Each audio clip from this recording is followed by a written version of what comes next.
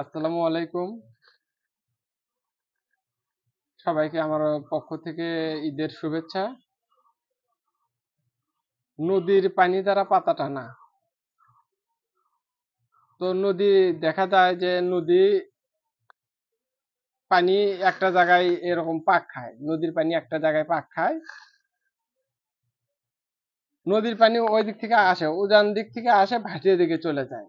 উজান দিক থেকে পানি আসে আবার এরকম করে এরকম পাক খায়। এরকম করে উজান দিক থেকে পানি আসে এরকম করে আবার পাক খায়, আবার ভাটির দিকে চলে যায়। তো ওটাকে বলা হয় তিন পাকের পানি। ওটাকে বলা হয় পাখির পানি। তিন পাক না, ওটাকে বলা হয় পাখির পানি। আর একটা নদী আইছে, আইতিছে এই দিক থেকে, একটা নদী আইতিছে এই দিক থেকে, আর এইদিকে তো যাইতিছে। তাহলে এইদিকে একটা ডাল, এই দিকটা একটা ডাল, ওই দিকে একটা ডাল, আর এই মাঝখানে যে পানিটা ঘুরতেছে এটা হলো তিন পাক। তো তিন পাকের আপনারা পারবেন না, আমাদের বাড়ির পাশে আছে। তো নদীর পাকের পানি হবে শুধু। ওখানে যাবেন, একটা ঘটি নিবেন, নেওয়ার পরে যোগিনী কালীকে প্রণাম জানাবেন যে মা প্রণাম। তিনবার প্রণাম জানাবেন, মা প্রণাম, প্রণাম, প্রণাম, তিনবার প্রণাম জানাবেন। জানানোর পর তিন চৌল পানি ঘটিতে তুলবে। তোলার পর বলবেন যে মা, আজকে আমি পাতা খেলাধুলাতে যাচ্ছি, আপনি আমাকে শক্তি দিন। ওই কথা বলে পানিটা তুলে নিয়ে আসবেন।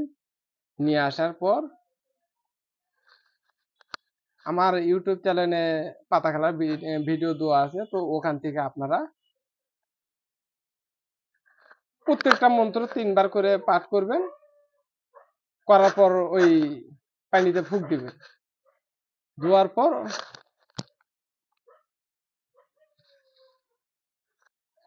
যে পানিটা আপনারা পড়ছেন, ওই পানিটা আপনারা যে কোনো একটা মন্ত্র পাঠ করবেন এবং পাতার দিকে দৃষ্টি করে এরকম ছিটা দেবেন।